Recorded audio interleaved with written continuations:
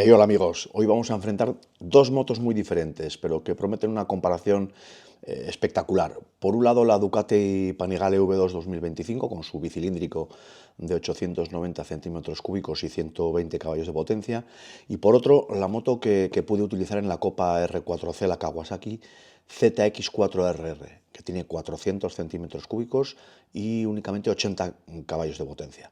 Es una moto es una moto ligera, pero más rabiosa arriba y con la que pude, competir de verdad. La gran pregunta es, ¿cuál será más rápida aquí en el circuito de los Arcos, en el circuito de Navarra? ¿La potencia extra de la Panigale marcará una diferencia abismal o la agilidad y el motor puntiagudo tetracilíndrico de la ZX4RR equilibrarán la balanza? Vamos a comprobarlo con tiempos reales en pista.